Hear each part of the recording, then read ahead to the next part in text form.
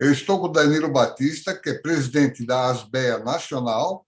Ele vai nos contar um pouco sobre essa nova gestão que ele ora assume e os planos e os trabalhos. Quer dizer, há uma série de trabalhos já realizados pela Asbeia, tem muita coisa interessante, como o BIM e outras questões, não só de regulamentação, mas ele vai nos contar um pouquinho, acho que é melhor ele contar para a gente. Danilo, com você a palavra. Obrigado pelo convite. Eu estou muito feliz de estar aqui com vocês.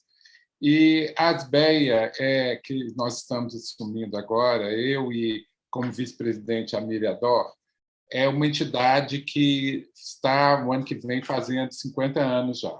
É uma entidade que reúne os principais escritórios de arquitetura e urbanismo do país. É uma entidade bastante representativa e que passou por uma mudança há uns 2 anos e meio atrás. A Asbeia, antes, ela se iniciou em São Paulo e depois ela foi ganhando corpo e abrindo regionais em vários estados brasileiros. Aí, há algum tempo, há uns 2 anos e meio, há 3 anos atrás, houve a criação da Asbeia Nacional em função da representatividade que a Asbeia foi tomando no país. Então, a Asbeia Nacional ela é composta por um colegiado dos presidentes das Asbeias dos estados e são escolhidos um presidente e um vice-presidente para aquela gestão daqueles 2 anos, e o que nós assumimos agora em agosto de 2021. A sua gestão já é a segunda da Asbeia Nacional. Já é a segunda, né? É a segunda. A primeira gestão, nós tivemos como presidente o Gianfranco Vanucci e como vice-presidente o Paulo Lisboa. E agora nós estamos na segunda gestão. É a primeira gestão em que o presidente da Asbeia é um presidente fora de São Paulo.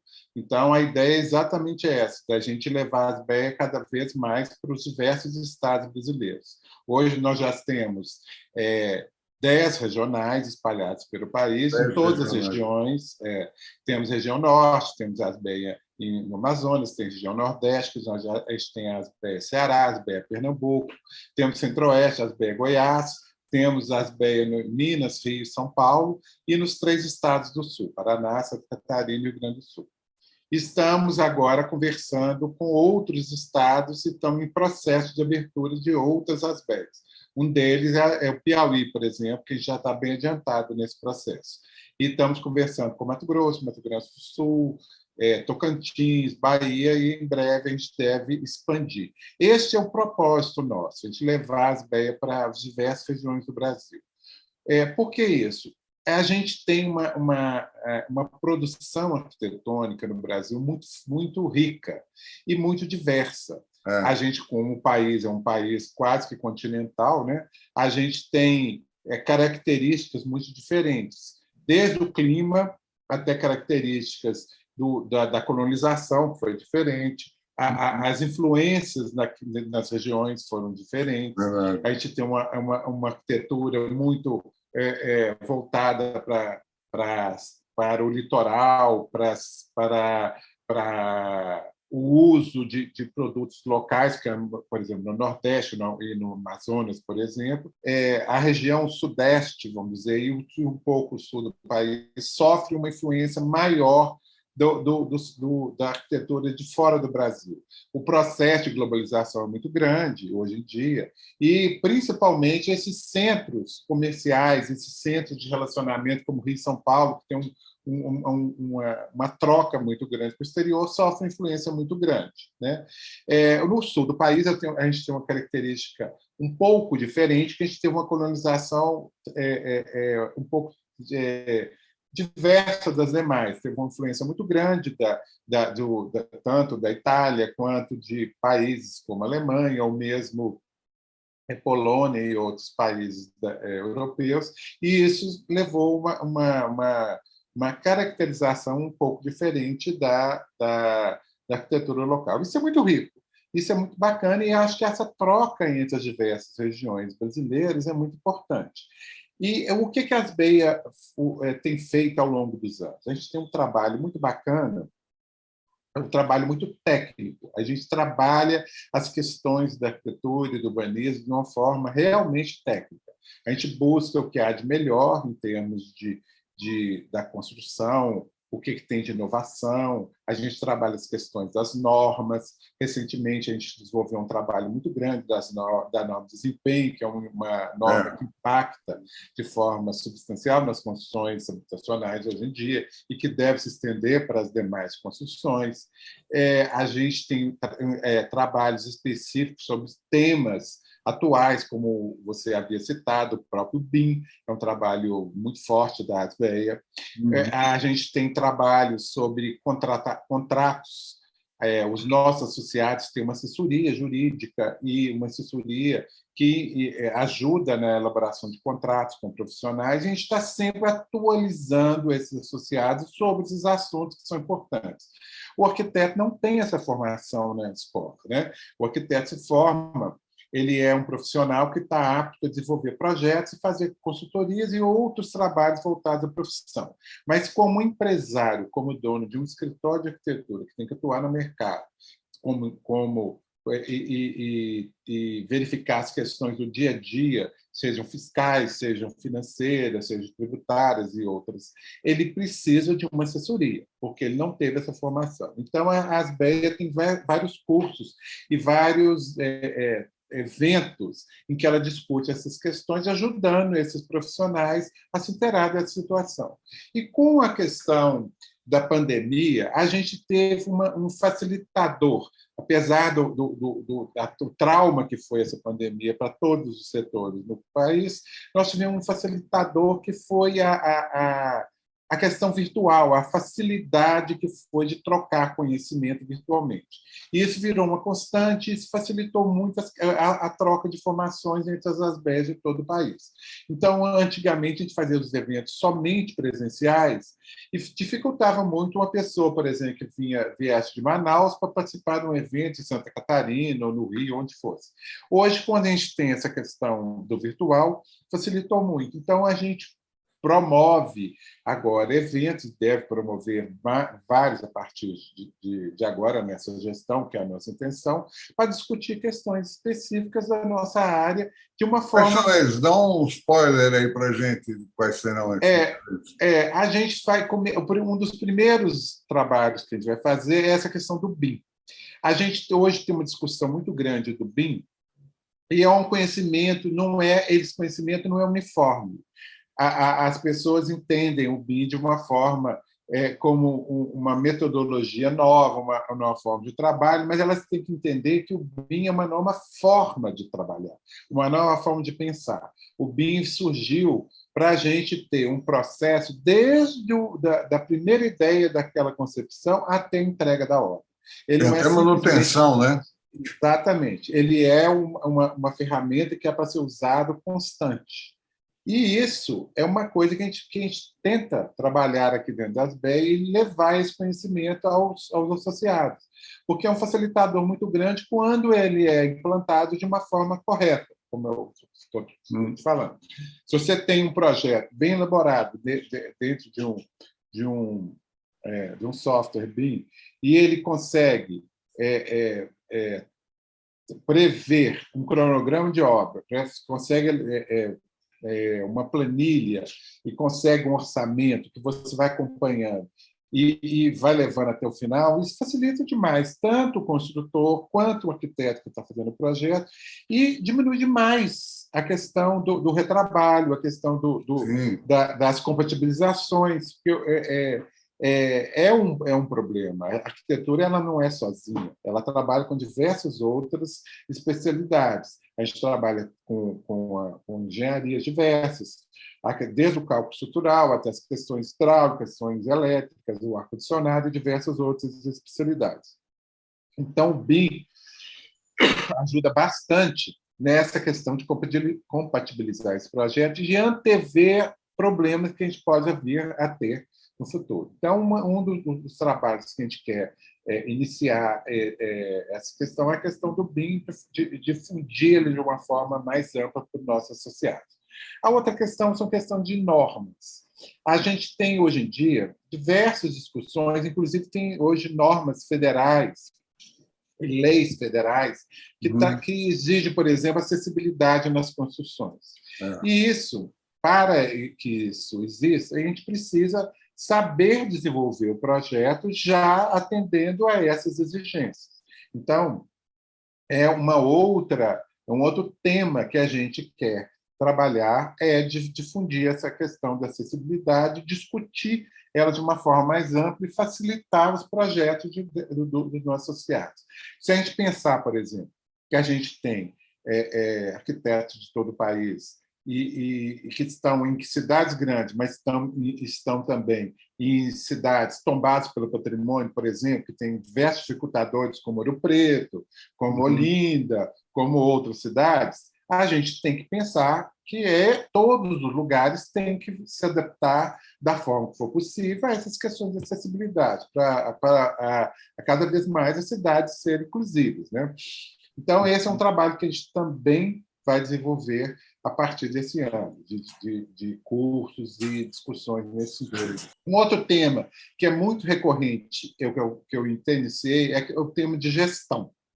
Esse tema de gestão é muito importante, que a gente trabalha não só a gestão do escritório de pessoas, do projeto em si, como a gestão, que eu falei, do negócio. A gente precisa passar esse conhecimento. Qual é o seu negócio? Qual é o seu objetivo aqui? Você está trabalhando da forma correta? Existem opções melhores para você montar esse negócio? Quais as opções que você tem de mercado hoje? Vale a pena você ter um ambiente físico? Vale a pena você estar num cowork? Qual é o seu tamanho de escritório ideal? Porque a pessoa começa com um negócio pequeno e ele vai crescendo ao longo do tempo. A Asbeia foi muito conhecida por ter grandes escritórios, mas hoje a gente tenta trabalhar na forma de expandir para escritórios pequenos. A gente sabe, através de pesquisas já feitas pela própria Asbeia, que mais de 90% dos escritórios brasileiros de arquitetura e urbanismo têm até 3 pessoas. Então, essa é a realidade nacional. A realidade nacional não são grandes conglomerados de arquitetura humanista. São escritórios pequenos. Então, a gente tem que tornar esses escritórios capazes de trabalhar no mercado e gerir o seu negócio, poder competir de uma forma equilibrada.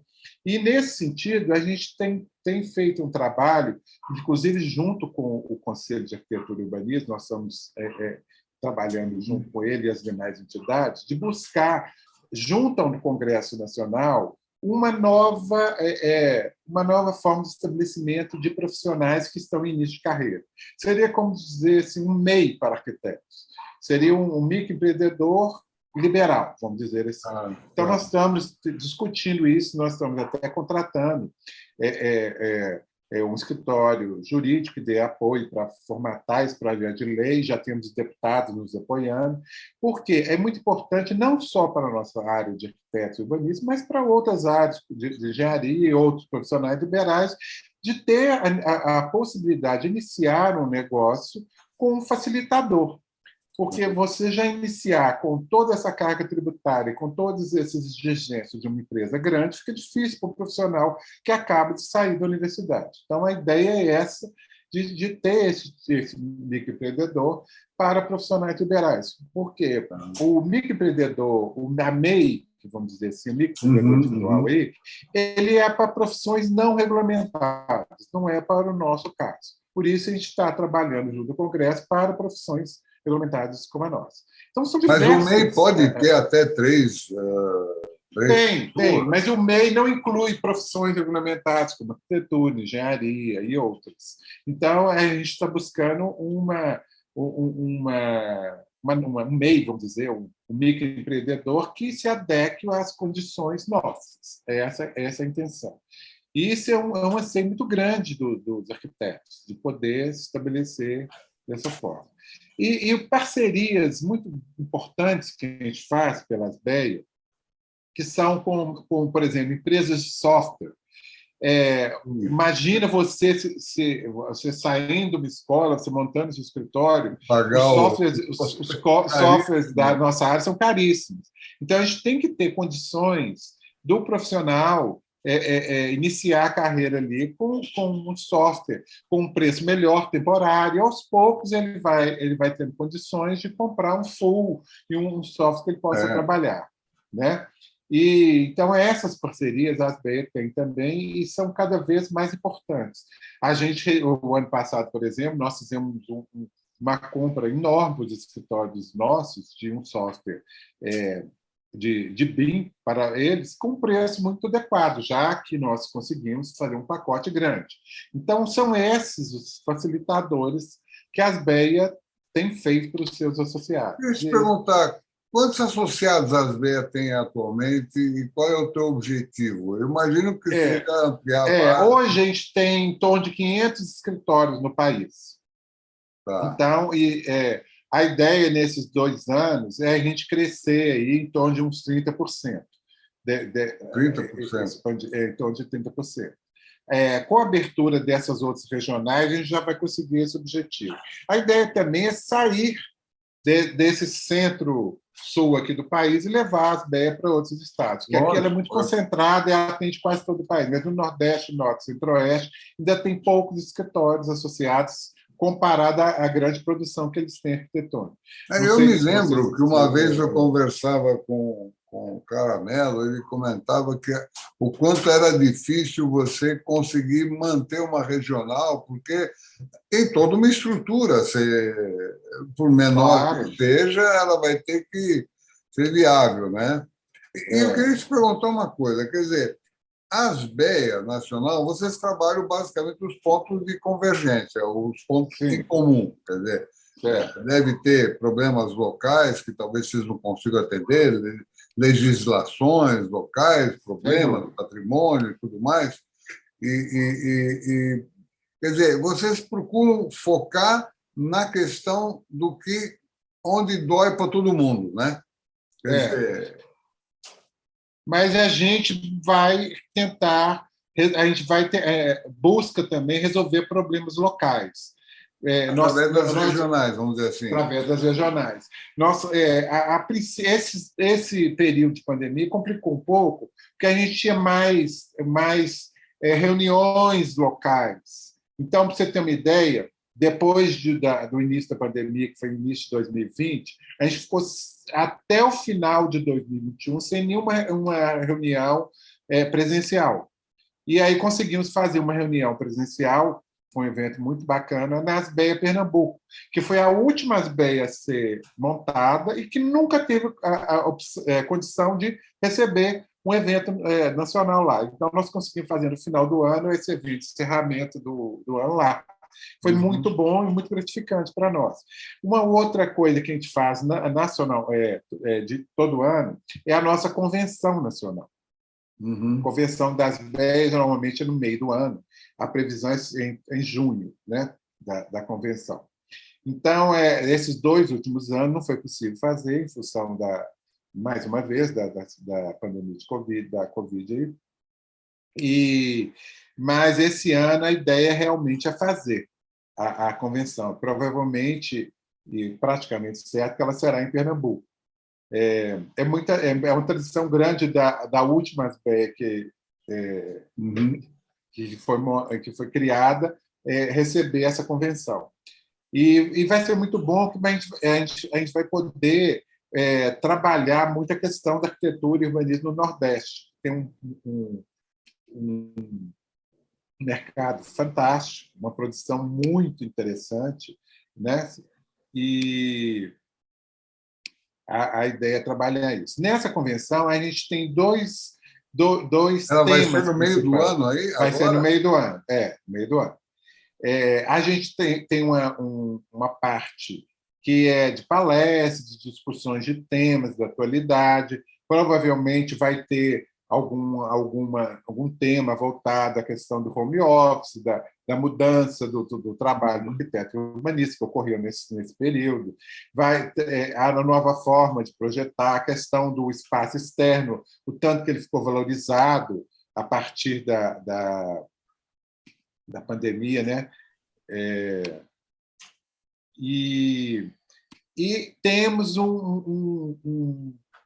um trabalho junto aos fornecedores, que são os patrocinadores.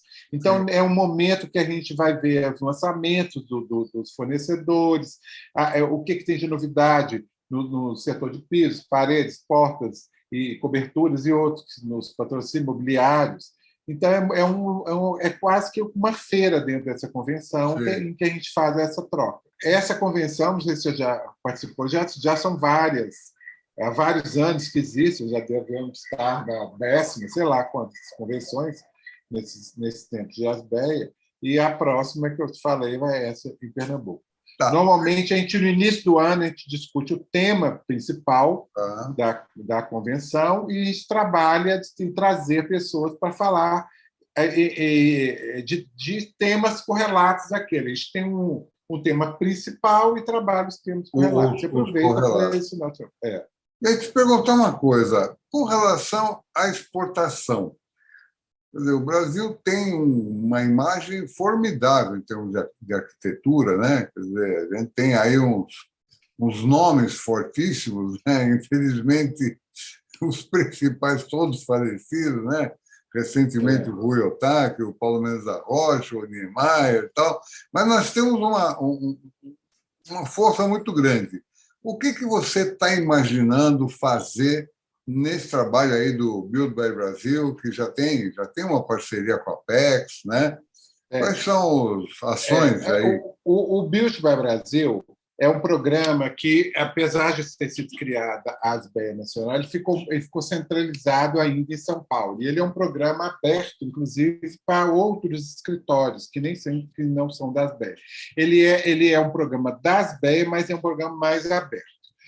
E ele está crescendo muito porque a gente está retomando essa parceria com a Apex e está buscando essa troca com outros mercados. Os mercados que estão precisando, principalmente, da nossa mão de obra de arquitetos e urbanistas, que são muitos, precisam, e o Brasil tem um potencial enorme.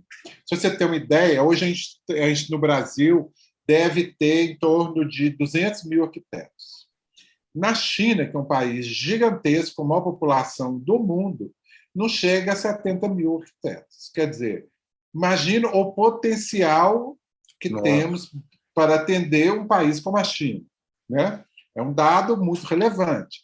E países da própria América Latina têm uma escassez de profissionais. E a gente tem feito esse trabalho de buscar esses mercados e abrir essas discussões.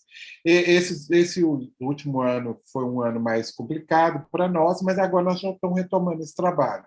E a gente deve fazer um evento, um evento internacional aí, do Build by Brasil, uma rodada, provavelmente em junho também, junho ou julho, em Miami, para tratar dessa questão, porque é um mercado muito grande. O mercado dos Estados Unidos, principalmente da Flórida e de outros da América Latina, nos procuraram para a gente fazer esse trabalho juntos. Então, nós devemos ter essa rodada. Teve na França, não é? Ano retrasado, passado? Tem. É o MIPIM que você deve estar falando. Isso, esse o MIPIM mesmo. É um grande evento da área do setor imobiliário. Né? Setor imobiliário. O MIPIM teve não chegou a ser suspenso. Ele teve um problema com a questão no meio da pandemia, né? E aí ele teve um evento menor esse ano de 2020, deve voltar 2021 e agora em 2022 deve voltar com uma força maior. Como ele no início do ano, em março, normalmente, ele acontece em Cannes todo ano, talvez a participação nossa no evento seja uma participação menor. A gente está estudando a participação nesse evento mais para 2023, para a gente estar preparado para fazer uma participação mais efetiva. Porque a gente precisa de parceiros, precisa de um apoio inclusive da Apex, né, para a gente ir junto, para ter é muito mais forte se a gente fizer uma missão nacional com apoio inclusive de setores do próprio governo, da área de exportação. Isso fortalece demais a nossa participação no evento. Então, a gente vai ter uma participação pequena esse ano, e o ano que vem já pretende fazer uma participação mais. Quais são os mercados que você acredita podem ser para a ASBEA? Você falou da China, aqui da América Latina. Aqui na América Latina, então, os mercados fortes aqui de contratação brasileira é o Paraguai, o Peru e a Colômbia. São os parceiros mais fortes que a gente tem aqui. Eu lembro que teve uma rodada no Peru até. Teve no Paraguai, teve no Peru. Então, são os mercados mais fortes, por enquanto. E há outros em que a gente está buscando. Existe um estudo que pode ser que aconteça ainda, mas está muito no início de uma discussão com 2 mercados europeus, que seriam Portugal e República Tcheca. Esses nós começamos a conversar. Nós temos uma arquiteta brasileira que mora na República Tcheca e ela está fazendo essa ponte para a gente iniciar. Talvez a gente faça uma exposição da arquitetura brasileira para poder divulgar o nosso trabalho lá e iniciar essa conversação. Então, literalmente, vocês têm um mundo de oportunidades, né? Porque sim. E uma essa outra diversidade cultural, você comentou da influência estrangeira mais no Sul, mas hoje ela é mais. Aqui no Nordeste também nós tivemos uma influência holandesa, portuguesa. Quer dizer, eu estava lendo um livro agora do Lira Neto sobre a colonização holandesa tal, e os judeus que vieram na Inquisição e tal, e você tem toda uma série de construções holandesas lá, quer dizer... Com certeza. Maurício de Nassau fez a cidade. A influência em Pernambuco é enorme. Recentemente, eu estive até nesse evento em Pernambuco, e isso foi citado num filme, sabe? Que foi feito lá sobre exatamente esse desenrolar da arquitetura de lá. A influência que teve muito forte, que foi um domínio por muitos anos, e depois como isso foi se desenvolvendo, se desenrolando, e as características locais que foram incorporadas. Muito bacana isso. Como a gente tem um trabalho no norte do país que é pouco conhecido também, né? E que tem uma representatividade muito grande. Eu acredito nisso, porque eu acho que a riqueza cultural que a gente tem talvez nenhum outro país tenha, né? Outra perguntinha que eu ia te fazer é sobre a construção 3D. Vocês estão acompanhando de que maneira isso? Eu tenho visto os caras fazendo construção até com terra direto, né?